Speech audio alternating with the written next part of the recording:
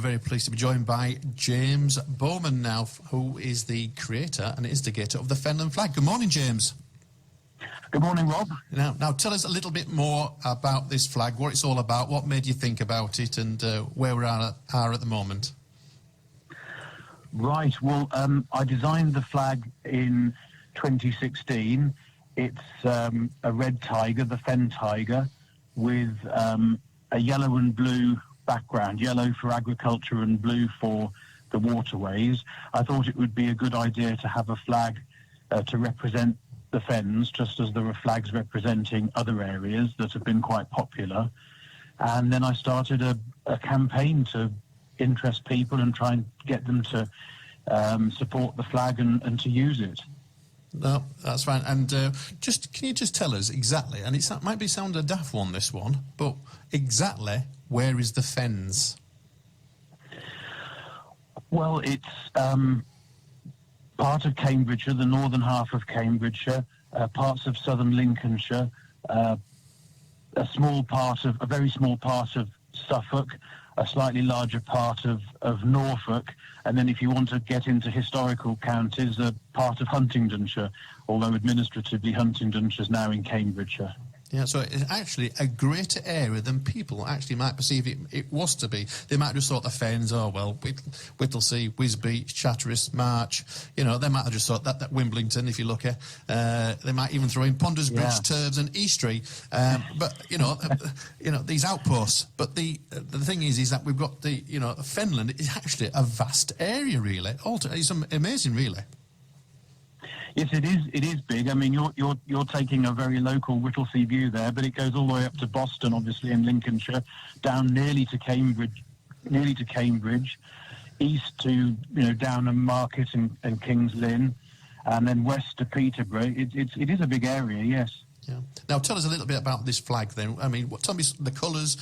Obviously, we're on radio here, and exactly what's in the flag itself and what it represents.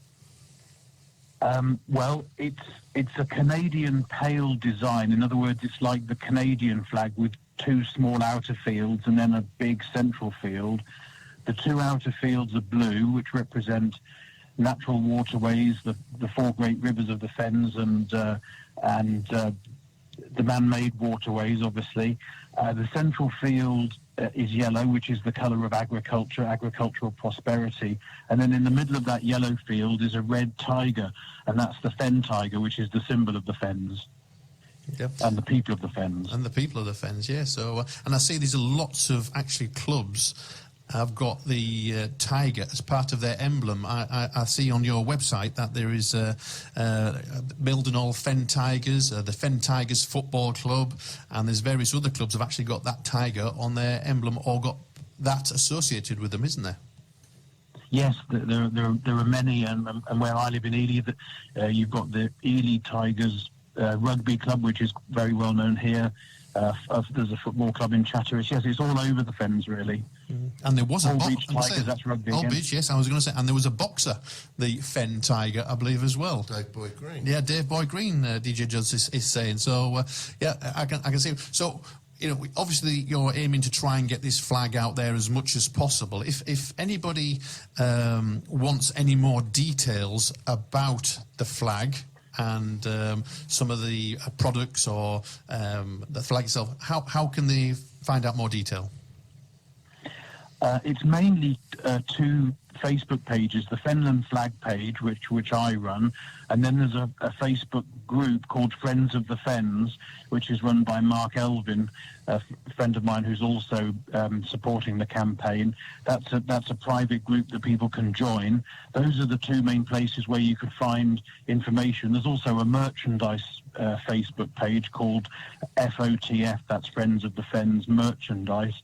So it's all it's mainly on Facebook. There is a Twitter account, but it's mainly on Facebook. Yeah, and I've seen some businesses in Whittlesea have some stickers in the windows with the Fenland flag there as well. And obviously that's good when you walk through the town, if you ever get a chance to come into Whittlesea, to see that flag, something you've created. I'm sure that gives you great satisfaction.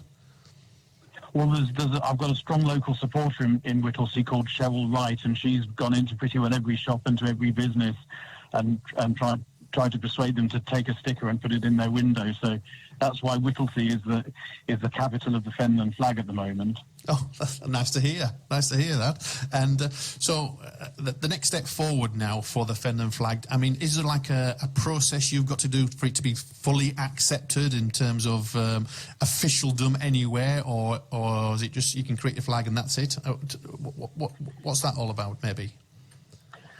Well, what happens is that once we've got enough, or once we think we've got enough support and evidence of use of the flag, we need to put together a report and submit it to the Flag Institute in London. And if they think that we've done enough with our campaign and there are enough supporters, individuals, businesses, stakeholders, councils, and everything else you can think of, then they will put it on their registry and add it to the UK list of official flags. Well, I just hope that one day that flag will be there. Two reasons: one, for the area, and two, for you, for the hard work that you've done in coming up with the project, pushing it, driving it along, creating the flag, and public awareness to it. So, just finally, just before we go there, James, just give us the website of where anybody can actually find out more details. Well, there's a lot of information. You can just Google Fenland Flag, but the main thing is the Facebook page, which is also just called Fenland Flag. That's splendid. So, James, that's James Bowman. Thank you very much for being on the Fenland Breakfast Show here on Good Friday, and thank you for joining us today.